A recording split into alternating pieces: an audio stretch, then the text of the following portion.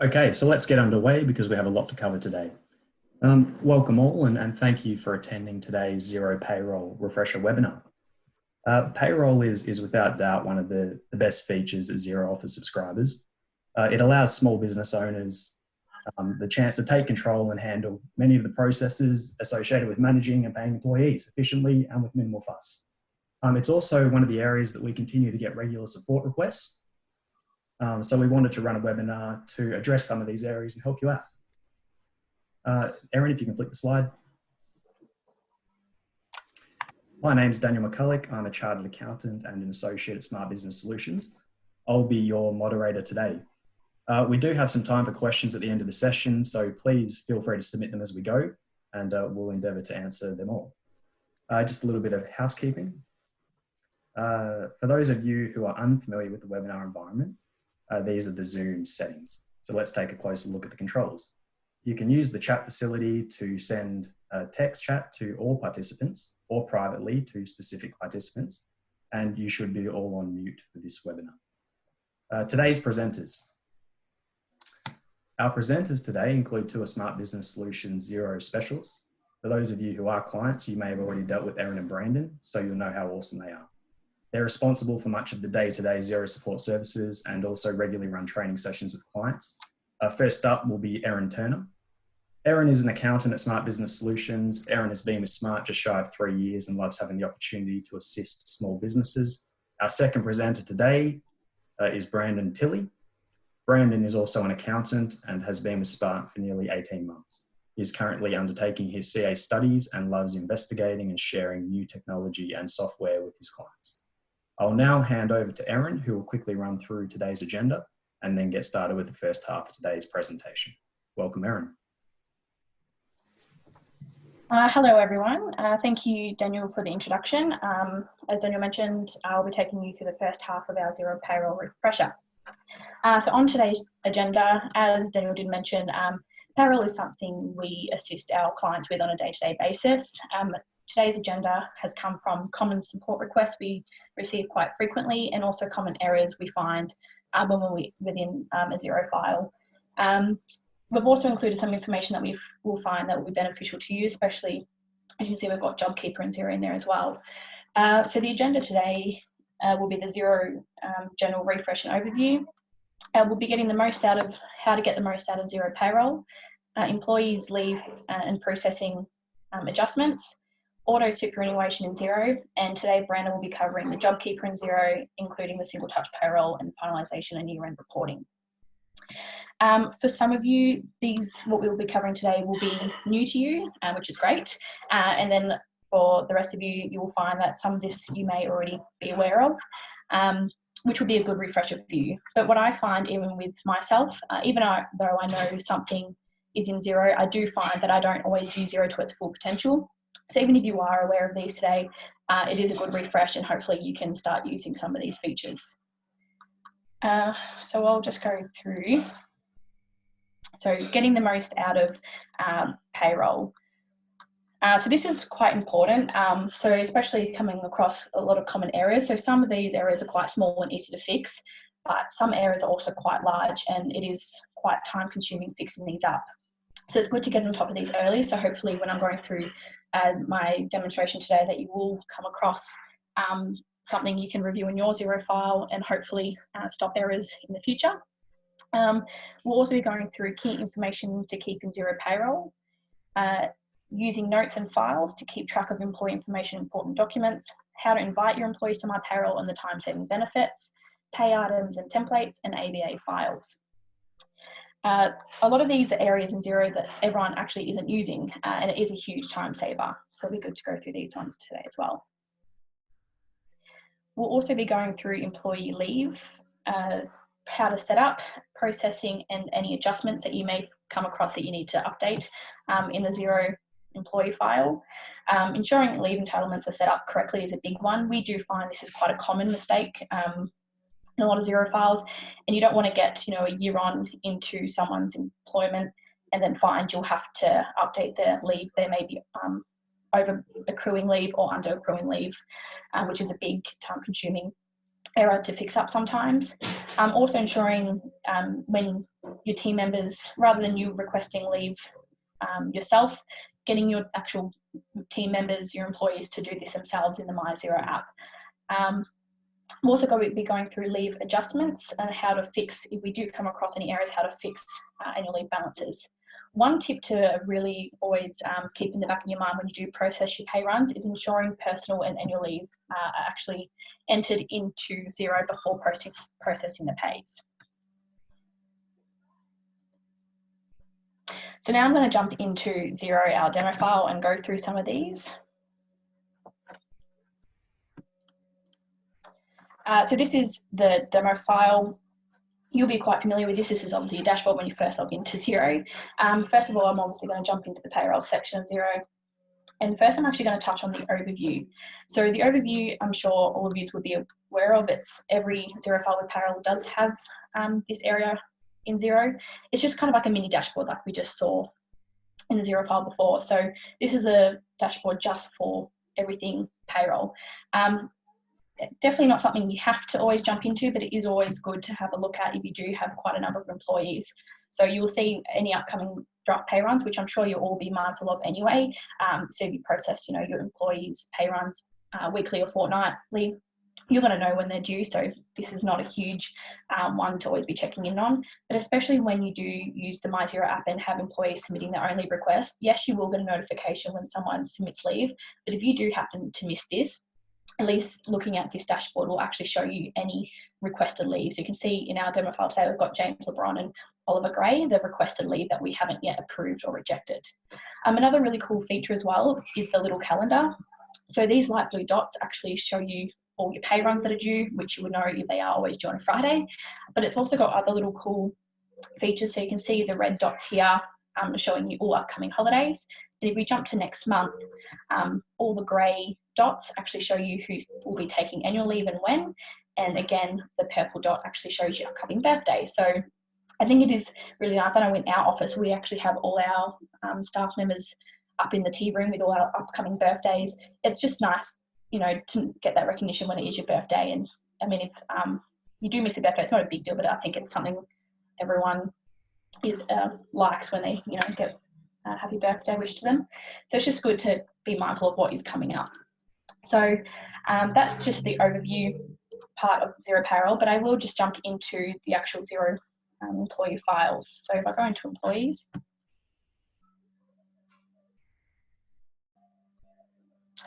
okay. So I'll be showing you how to get the most out of a Xero Payroll and what key information the payroll setting in Xero actually does hold. We still find even now that a lot of our clients do actually keep a lot of manual records.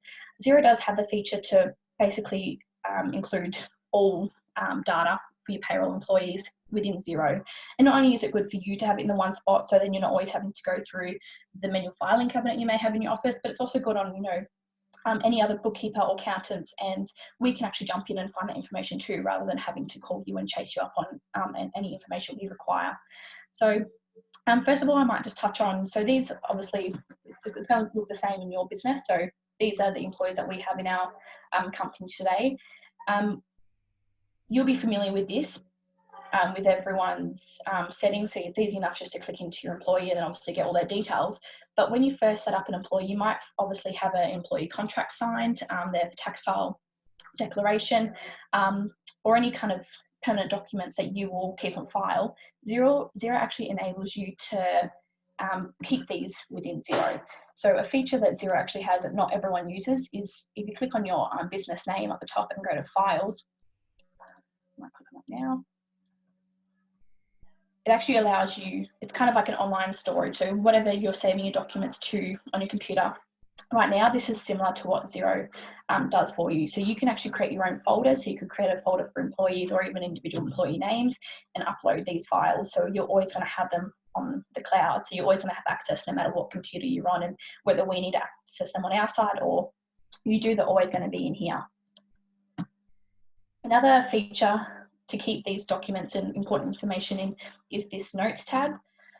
So this doesn't allow you to actually upload particular documents, but it does allow you to add notes. So anything important and relevant to that employee you can include here, and even little information like when they get a pay rise, whether it's yearly or whatever. If you just include that, the date that they got that pay rise and how much to, at least then you can always go back to that note and look at the history of how much the pay rise was and when, and you can just keep on track of it. And even if you do, say 6 months down the track, question why they all of a sudden got a pay rise, you can go back to this note and remember why you did that.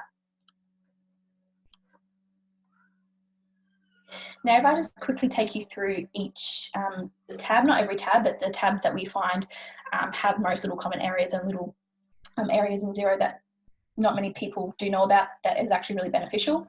So this is obviously the details page. This is what you have to fill out whenever you set up a new employee in Xero. You'll be familiar with this, and obviously anything optional is optional. So anything that doesn't have optional is obviously an asterisk that Xero makes you enter before moving on to the next stage.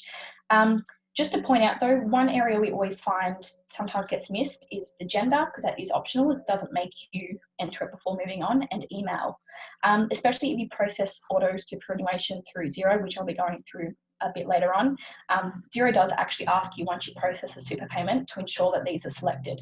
So if they're not selected from the start, that makes you having to go back and potentially, ask the employee for a personal email address. It just kind of creates a bit extra time, double entering things and chasing up information that you could have had from the start.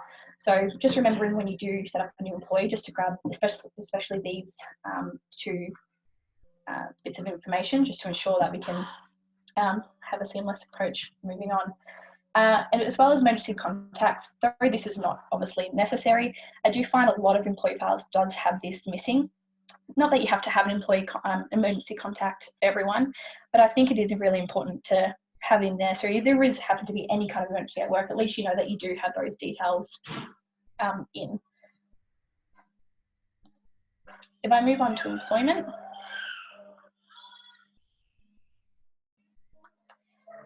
So when you fill out a new employee file, especially if they are full-time or part-time employees, they will be accruing leave. When they accrue leave, this is actually a text box that gets missed out quite often. So this is a holiday group. So this basically takes into account all public holidays. And obviously each state in Australia does have different public holidays. So it is important to select the correct one. And that ensures that, James LeBron, when he takes annual leave across a public holiday period, so for example, like Easter we've just had with Good Friday and Easter Monday, it will ensure that those public holidays are picked up. Now this is actually a new feature in Xero. When I say new, it's been around for about a year, but not everyone has noticed by now. If you select this one, it does also give you a little description of what it does. It actually shows you these public holidays.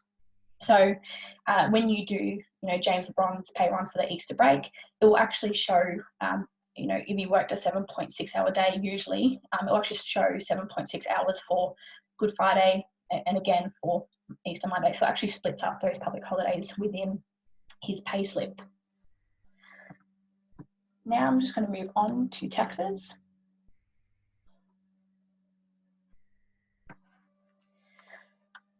So this is actually an area in Xero that can save a bit of time, especially when it comes to filing your tax declarations. So as you would know, when you employ a new employee, you'll have them sign a tax file number declaration for the ATO. They usually ask you then to mail that out to the ATO address. Now, if you aren't aware, this actually probably will be a time saver for anyone employing, but you can actually do this directly from Xero. So Xero actually has a really good relationship with the ATO. So they actually allow documents to be submitted from Xero, and the ATO will receive that. So you can actually file your tax file declarations through here. So once you have the tax file number entered for the employee, telling Xero what their employment basis is, and including any of these options, so obviously tax-free threshold, but as well if they have a HEX debt or anything. Once you save this, you can file. This will appear green in your Xero file, and then that will be submitted to the ATO. It will also show a history trail, so it will show you what date and time you actually submitted that. And when it has been filed successfully, the status does change to filed. So you can always keep a track of that, and that's always going to be there for as long as you use Xero and your employees are in Xero. Another question I actually get quite frequently as well is, especially those in the contracting, construction industry is leave loading. So not many people actually know where the leave loading is set up in Xero. This is actually under this tax files tab as well. So if you select this eligible to receive leave loading, this will automatically calculate leave loading on annual leave. This isn't applicable to everyone, but for those that do have leave loading on annual leave, this is where you find it, because I do get quite a few questions on this one too. This is as long as annual leave loading has been set up correctly in payroll settings as well. If I now go on to the leave tab.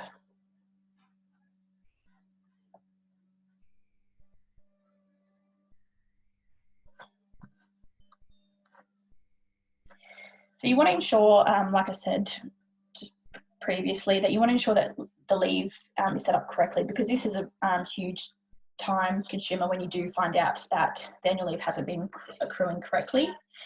So you want to ensure that, especially for your full-time and part-time employees, that you do see these annual leave and personal carers leave and any other leave types you might have are actually showing here. So if I just quickly move on to Sonia Michaels, I believe. You'll see she is actually a full-time employee. I know this because I was in her file previously, but you don't see those leave types. Xero does have default leave types, which is your annual leave and sick leave. So all I would have to do is click this button here and it will pop up.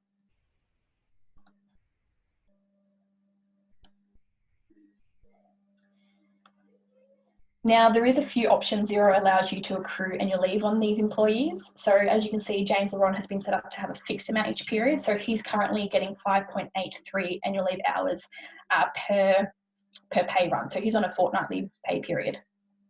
Now, this is fine if he's definitely entitled to the 5.8 hours each fortnight and he's working a full-time week, then that's great.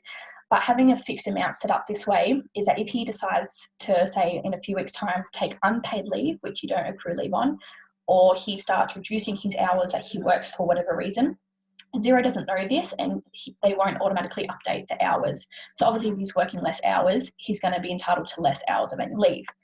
So if you're setting it up as a fixed amount each period, it's something that you're going to have to remember when you process these pay runs to, I guess, manually adjust yourself.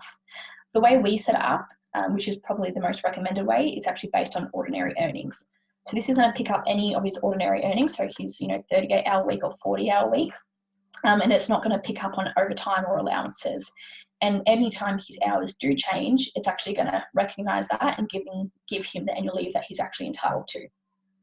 So when you fill in these details, you want to make sure that it's filled in on a full-time basis, not part-time. So if James LeBron actually worked, only a 20-hour week, you don't want to put these in as if the 20-hour week is a full-time period.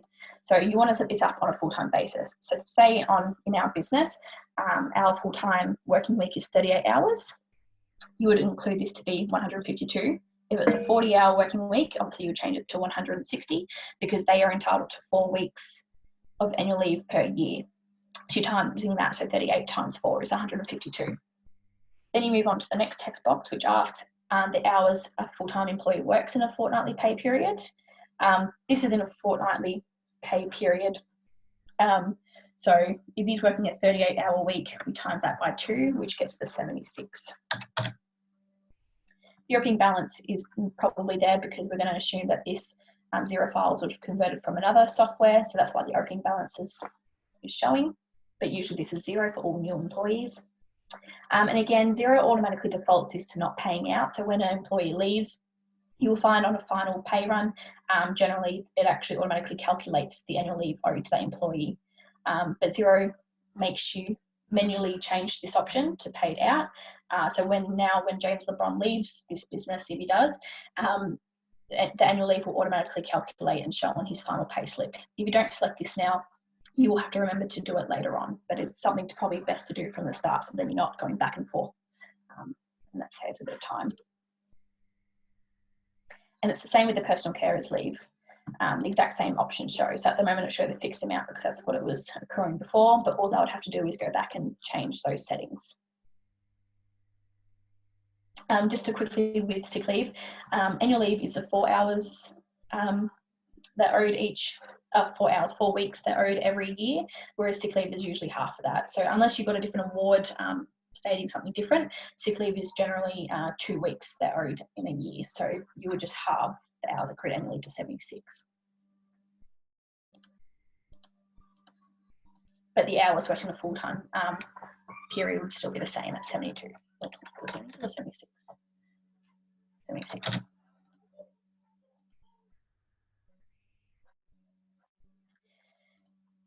Okay. I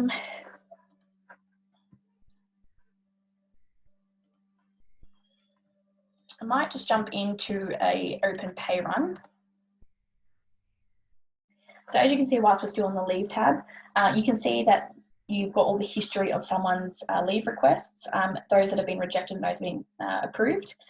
The ones that are requested is actually from those that have come from the MyXERO app. So you can see that James LeBron has actually requested a day off on the 14th of July and it's sitting as requested. The good thing about them submitting leave to you, it saves time with you having to manually enter it, and all you have to do is approve it, as well as if you do decide the 14th of July is going to be one of the busiest days and you prefer him to take a day off the following day, you can actually reject it with a note as well. So just giving them a reason why that you're rejecting it. You can also submit leave requests if you are doing it yourself or adjusting leave requests through here. So this is one way to actually alter leave balances. So if you do find there is a mistake and you've calculated how much leave was potentially owing to that employee, or you're having to fix this up, you can actually enter it this way. So you can just do a normal leave request as you normally would. Adjustment. Say it was for last week, you noticed that the balances were actually incorrect. Say you calculated, they were actually entitled to 10 hours owing. You had, after our Xero refresher today, you realised you'd been accruing their leave incorrectly, and then you've actually realised that they're actually owed 10 hours. All you'd have to do is do a negative 10 hours and approve, and this should adjust their balance here. You can see now that we've added on that 97. Another way to do this is actually in a pay run. So I've just jumped into the draft pay run we have sitting open. If I go into James LeBron,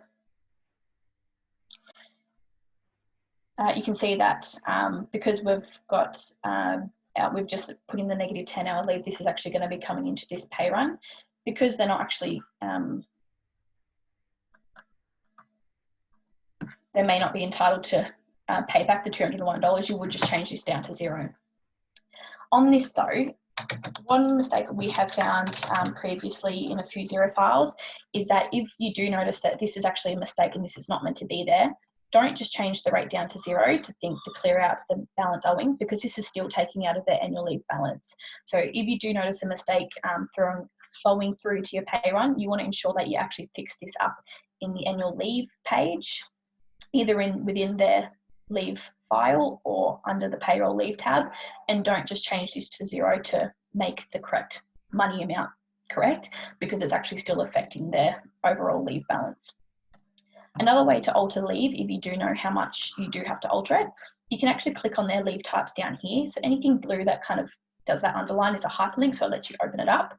If you click no, it will actually enable you to alter this amount. So you can change the amount in here as well. So that's how to change leave types and a bit about setting up the leave. Now I might move on to the pay templates. So to save yourself time, you really do want to fill this out as much as possible. So what I've got in here, it's already set up for me. So you can see that James LeBron, that's his ordinary hours. He earns a $40,000 salary at 38 hours a week. This is quite straightforward. So this is what most of you should have, the ordinary hours. If they are casual or their hours change quite regularly, you can just leave this blank and have the timesheets flow this through, or you can manually enter this in. But as long as this earnings rate is sitting here, at least it's going to save you time when you post your pay run. You don't have to manually select the ordinary hours earning rate.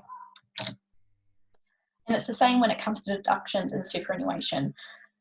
So this includes salary sacrifice. So rather than you having to put this in every single week and potentially forgetting it, you can set this up on the template to make sure it does flow through every single week or fortnight. You can set up pay items, so especially for those industries that have awards and have different pay rates for different times, etc. You can set these up individually. So Xero has a great just standard pay earnings, so they have the ordinary hours, a certain allowance, and just one lot of overtime. And you can see recently they've added the JobKeeper payment top up, which I'm sure many of you have already used. If you do want to set up a new pay item, all you would have to do is go over to your settings, so clicking on your business name settings.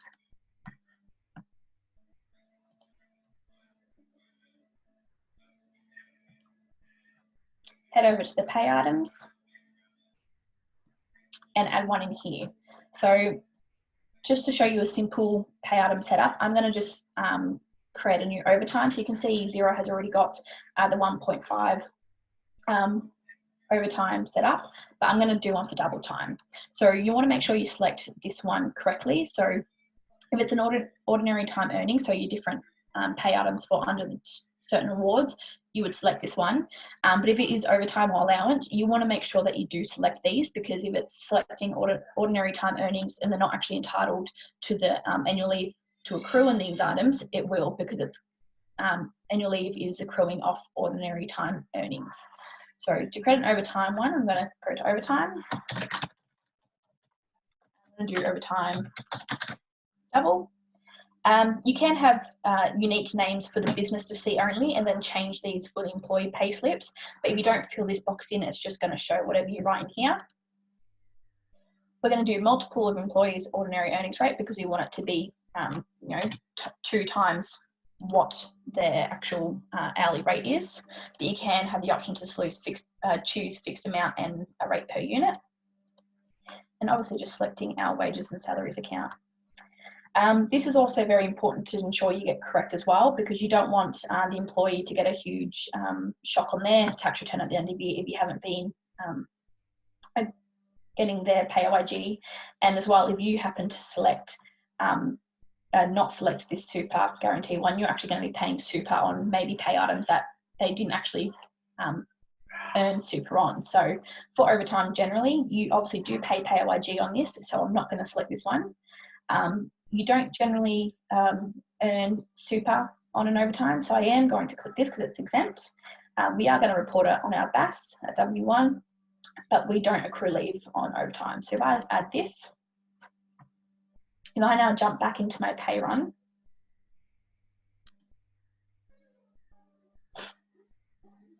and to refresh, all I do is untick James and retick him, and it should now allow me to add that earnings rate. So you can see the overtime times 2. So even if the hours do change every week or every fortnight, you can just leave this in the pay template just to save you time when you post your pay runs. So all you'd have to do is enter the different hours. Now if I jump back to the employees page,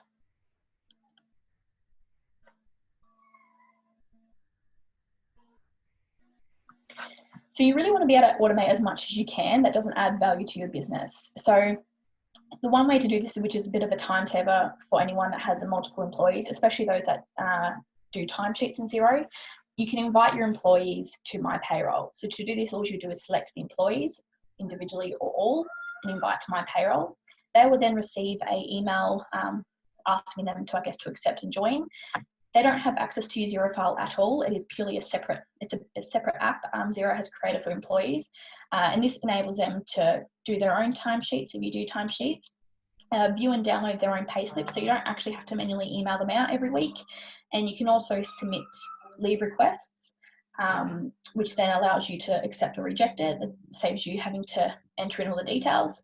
And it also allows them to check their own leave balances. So it just saves time. And I mean, if one of your employees, potentially has to go for a new loan or a new rental, and they need to have all their pay slips for the past, whatever period, rather than coming to you and chasing them up, they can actually just access it all themselves. So it's just one thing that they can do a little bit more themselves to save you time when entering it in. Another feature that a lot of clients aren't using as well that we have found is using ABA files. So this is basically how you pay your employees. So if I go to a most recent posted pay run, So I'm not too sure how you at the moment pay your employees. So you might be, setting up, if they earn the same amount every week, you might have a direct debit, which is great. You don't actually ever have to touch that. But if they are changing every week or every fortnight, you may be setting up bank transfers every single week for every single employee, which could be quite time consuming, especially if you have quite a number of employees. XERO actually allows you to download an ABA file. So just from a press of pay run options and download ABA file. This will then allow you to upload this file into your bank as a batch payment, and it will actually pay all your employees. That's the only thing you'll have to do, just do it once. It also allows, it stops you from making errors as well, so accidentally, incorrectly paying someone. So it's come straight from XERO, uploaded straight into your bank account, saves time because you don't have to do it one by one, and it also stops you from creating any kind of typo errors as well. The one thing you do have to make sure of though is that you actually have entered in the bank details for all your employees if you decide to do this, because the ABA file actually does take the bank details for your employees, which obviously then gets paid in your online banking. Now I'm going to actually jump back into my slides and go through Auto Super. So Auto Super, many of you obviously joining us today actually pay employees, so you would be paying super on your employees as well. So you would know this is mandatory. You always have to pay that 9.5%. But not every one of you might not be using the actual feature in XERO that allows you to pay super directly from XERO. It's actually a huge time saver. So, I mean, if you're not using it at the moment, you may find that you're doing payments directly to separate super funds or through the business portal. XERO actually has their own clearinghouse. So XERO allows you to pay super directly from XERO, and it's a direct debit out of your account, so very time saving. So not only does XERO allow you to pay your super at that 9.5 statutory rate, but it actually allows you to pay super on any employees that may have requested salary sacrifice, and it also deals with superannuation for contractors. So if you're not aware, some of you that may use subcontractors within your business, some of these subcontractors may be you may actually have to pay super on these ones. Now, there is a nice little ATO check sheet that goes through if you have to pay super on these contractors. I would do that if you have a feeling that you are maybe required to pay super on some subcontractors if you're contracting them quite regularly. But if you do have to pay super on them, you can use this feature in XERO as well. So we recommend actually setting up a new payroll calendar. And you can do this on a quarterly or weekly basis, wherever you would like. It is a bit more of a manual process because you actually do still have to calculate that 9.5% of what you've actually paid your contractors, but you can do this through XERO.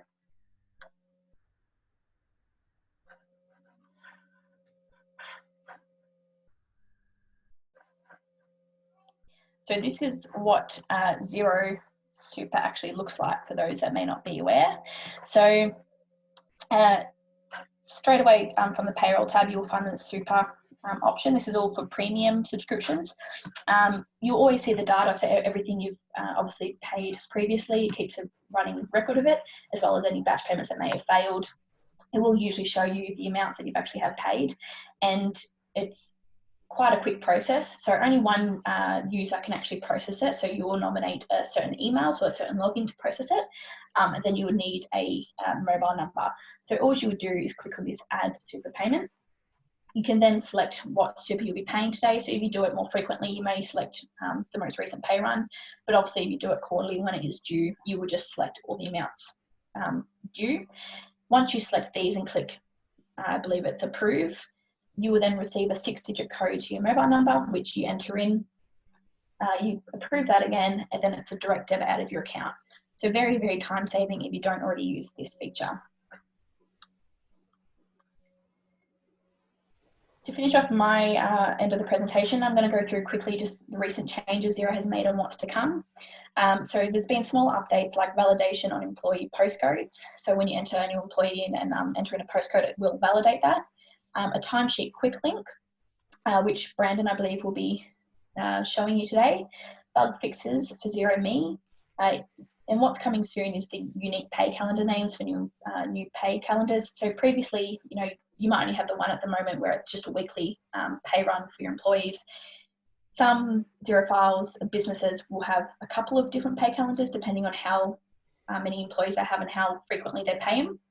Previously, you could actually have the same name, which gets quite confusing, whereas now Xero has stopped that and it only allows you to create unique names for these pay calendars. And coming soon, which is quite an exciting one for many people, is the bonus and commission tax calculations. These were actually put on hold because of all the COVID-19 legislative updates, which Xero will continue to do.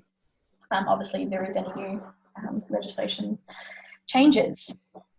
That is the end of my presentation. I'm going to hand it over to Brandon now. Thank you. Perfect. Thanks very much for that, Erin. I'll just ask you guys to bear with us a moment while she transfer the screen to me, and then I can share my screen. Obviously, if we're in the office, we'd be doing it side by side and be a little bit smoother, but this is how it's got to be. So I've got that now.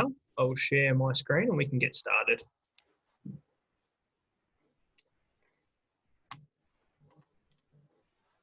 Perfect. So hopefully you're all seeing my screen now, and we can get into the presentation. So today I'm going to finish off the webinar talking about two key payroll actions that will be quite useful for you over the coming months. So the first one is processing JobKeeper payments, and the second one will be the Single Touch Payroll, and how to process your year-end finalisation to the ATO. It's a replacement of your payment summaries that you normally give to your employees. So firstly, we're going to go through the JobKeeper. I'm going to take you through JobKeeper fortnights and ensuring your fortnightly compliance. We're going to process an ongoing pay run, so you can see how that is done. And then we're going to finish off just by discussing how to record the JobKeeper income and how to record the JobKeeper wages payments. So you can see here on the right-hand side, these are the ATO's JobKeeper fortnights. The main takeaway from these dates is that we need to ensure all eligible employees are paid $1,500 per fortnight. Now, we're not asking that you change your pay runs to reflect these dates. It's merely just going to be a bit of a double check, which I'll go through shortly in Xero to ensure we're making that $1,500 payment within each fortnight. So what I'll do now is I'll just jump across to Xero and we can go through the JobKeeper issues. So the first thing I'm going to do is navigate to payroll and pay employees. And I'm going to select this payroll support page, which will take me to the COVID-19 support page. Now, the first item we're going to discuss is just enrolling employees for JobKeeper. Now, if you haven't done it, this is where you will enrol your employees. I'm just showing you at the moment, we've currently enrolled 3 employees. We've got James LeBron, Oliver Gray, and Sally Martin. And if I hover over this here, it says we've started the ATO fortnight. Brandon, Yes. do you mind if I just jump in there? I think you might have actually shared the wrong screen here. Oh, really? Yeah, do you want to just revisit and just see if you can switch it across? So you're in Xero now? Yeah, can you see that? No, I can see the presentation. Okay, let's share that one there. Is that better now, is it? Oh, I can see Xero now, yeah, so yes. Yeah, perfect. Great, thank you. No, that's right, thanks for that. So we'll just go through that again. So we're just going to go to payroll and then pay employees. And then we're going to pick up payroll support page here. And then I've just gone in here, enroll employees for JobKeeper. And so, like I said, we've got the 3 employees here nominated. And if I hover over this, it's going to tell me they've started for the first fortnight. So what we want to do to ensure our compliance is come to reports. I'm going to come down and go to payroll employee summary. We're just going to input the date range of the first JobKeeper fortnight. And this will tell us whether or not we have paid the correct amount to our employees, and just double check that we're eligible for that payment for April. So you'll see here, each of the 3 employees that are enrolled have been paid the $1,500, which is required. So we're satisfied they meet the eligibility for the first fortnight. What I'll do is just roll these dates forward to the second fortnight, and we're just going to confirm that one.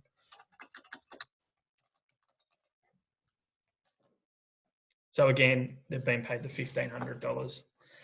I'll just show you what it looks like if they haven't been paid the correct amounts or they haven't been paid at all. So this is for the third JobKeeper fortnight here.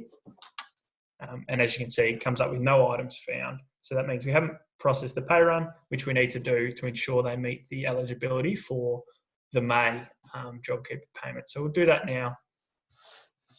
So I'm just going to come to pay employees. I'm going to add a pay run. Select the relevant pay period. And this is going to pre-fill here. So we'll go into James LeBron. So James has actually returned to work. So he's worked 20 hours at a rate of $20 for a total of 403.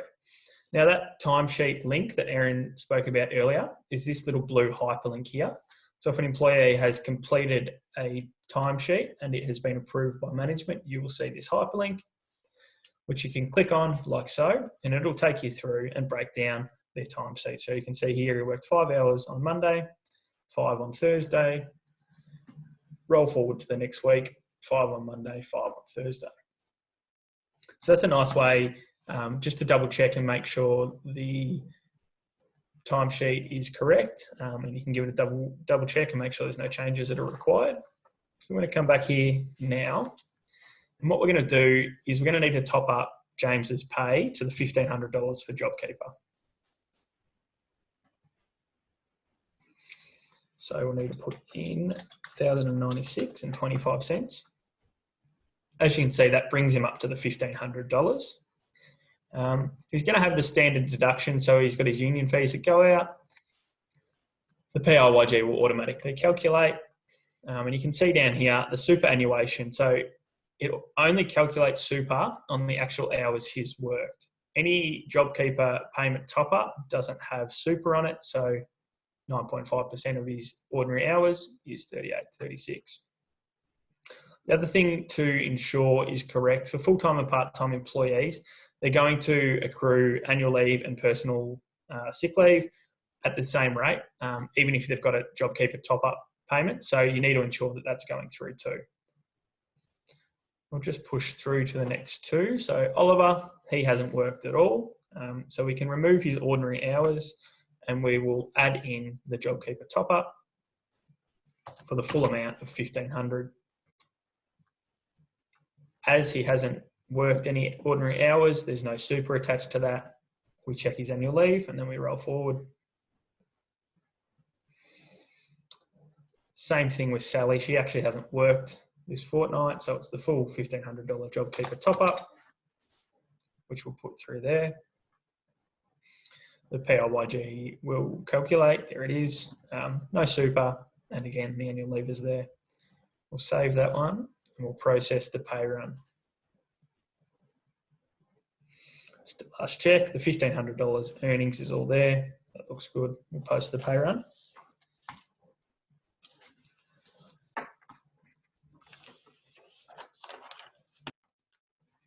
At this point, you would normally file with the ATO.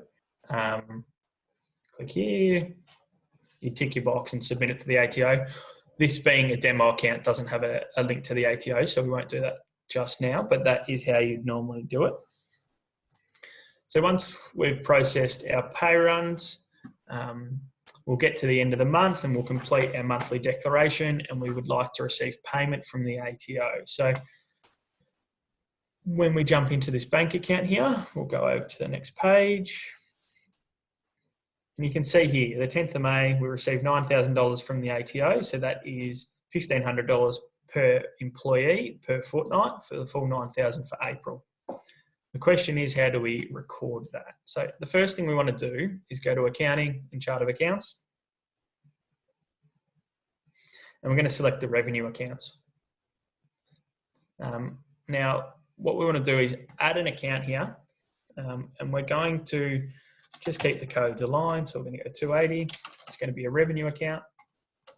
I'm just going to call it other revenue JobKeeper. Now, the important thing here is that we're selecting GST-free income. There's no GST on the JobKeeper. So what we want to ensure is that the money coming in per employee is the same as the money going out, so that there's a nil effect on our profit. We don't want to have GST or anything like that involved. So GST-free income, and then we're going to save it. So you see that account come up there. Now we will just jump back to the dashboard, and we're going to reconcile that payment that received from the ATO to that account. So we'll come down here, we're going to put in ATO, we're going to find that account. And what I like to do is just in the Y, just put a description, April 2020 JobKeeper. Just make it easy. If you're reviewing how many payments you've received from the ATO, you'll be able to easily tick off what months have come through and what months you might be waiting on. And you'll see here, it pre-fills with GST-free income because we ticked that box on the prior page. So we'll shoot that off like that, and that's done.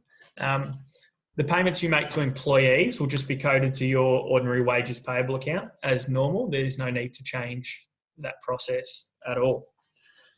What I would like to do now is just go through the Single Touch Payroll and the processes you're going to undertake at year end to complete your finalisation. So we'll navigate to the Single Touch Payroll page here.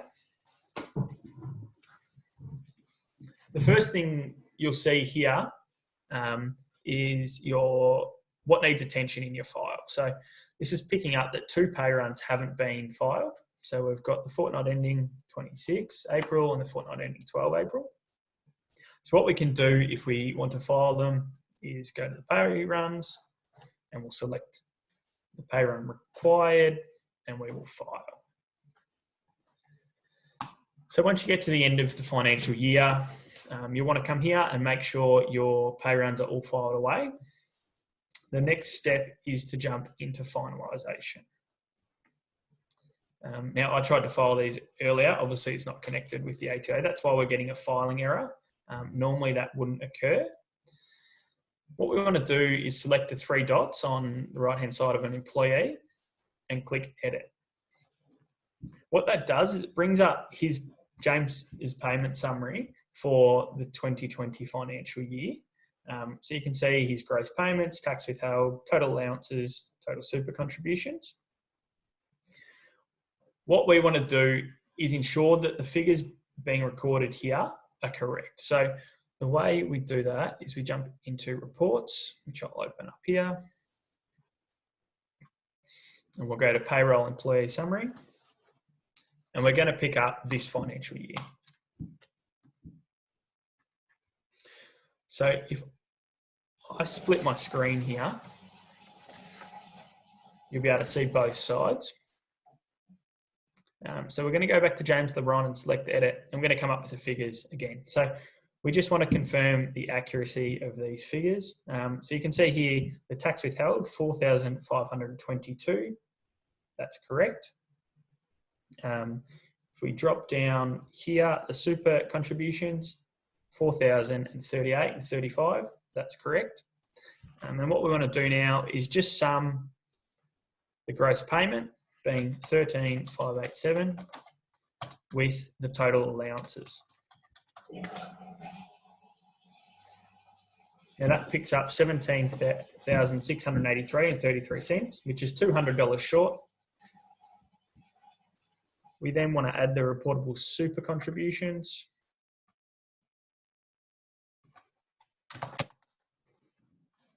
Sorry, and we get the same amount. So we get 17,833, and his total earnings for the year, 17,833. In this total allowances section, this is picking up his JobKeeper top-up payments. So that is to be included as his reportable earnings. And again, total super contributions, that goes to super, but reportable employee super contributions, that is also picked up under his earnings. So that's where we get our total of $17,833.33.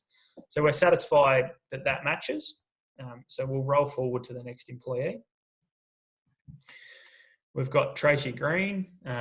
we're going to go through with each one and just match them off. So gross payments 4,500 and the tax withheld 900. Oliver Gray,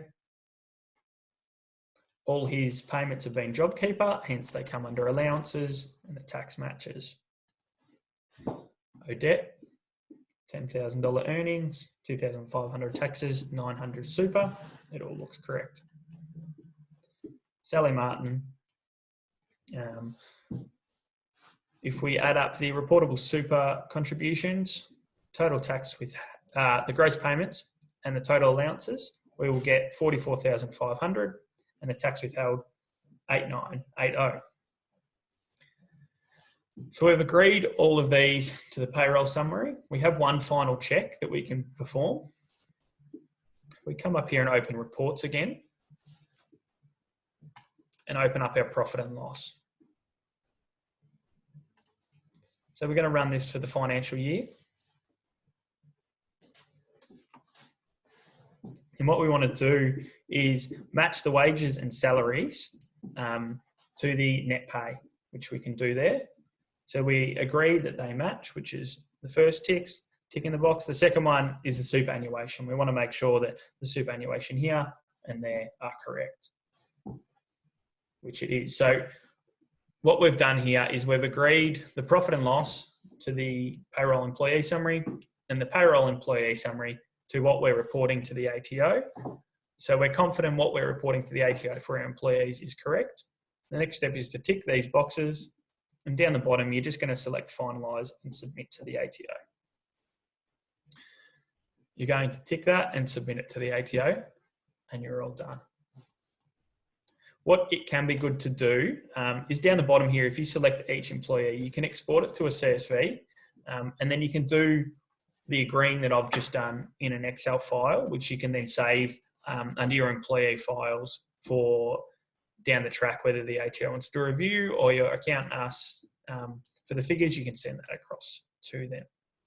Just a couple of bookkeeping things, I suppose, to tidy up before I finish on Single Touch Payroll. If you're yet to register for Single Touch Payroll, again, you can navigate to the Single Touch Payroll section and you can select the dots and come to STP settings.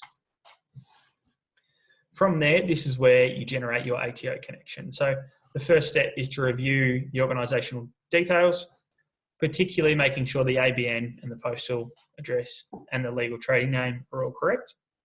If you need to update that, you can do that there. You're going to continue.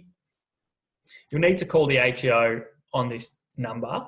What they'll ask for is your ABN and your software provider and this software provider number down here. Once you give that to them, they will connect your system and then you'll select done, and then you'll have no issues filing with the ATO going forward. So that is my part of today's presentation done. What I might do is invite Daniel and Erin back in, and we can just go through if we have any questions. Thank you for that, Brandon. So we have just a couple of questions at the moment. So please, if you do have any other questions, feel free to submit them now. If there's anything that you'd like us to go through that we haven't already covered today, shoot it through and we can even give you the live demo within XERO. The questions that we did have, so one was around the pricing, the premium subscriptions. So it'll typically start from $65 per month, which that's basically the lowest level premium subscription to enable the auto super function within XERO. We had another question about the difference between revenue and other income. So I guess this is more of a classification and reporting issue in XERO, but essentially the way we look at it, revenue is going to be the top line business income. So that'll be the total sales receipts from customers. And the other income is generally of a non-operating type. And so typically that would be split out in the profit and loss, just so we can get a clearer indication of what the operating profit might look like. And this recording, will you have the recording available? The recording will be posted online at some stage. So you can go back in and check any of the parts that you wanted to rewatch. I guess the time frame to get that online would be maybe early next week. So it definitely will be up. Do we have any other questions? If you could submit them through now.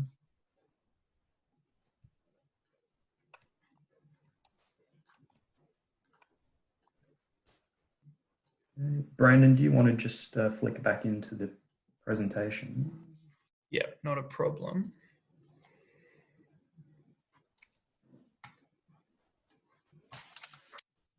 Put that up there. Okay, so obviously we are also here to support you with any queries that you do have. I guess on the STP, so we will actually be undertaking that process for clients that have an active proposal with us. If you do want to get in touch, you can either contact any of the leadership teams, that'll be Shannon, Paul, and myself. And finally, thank you for joining us today. Hopefully you got something out of the session, and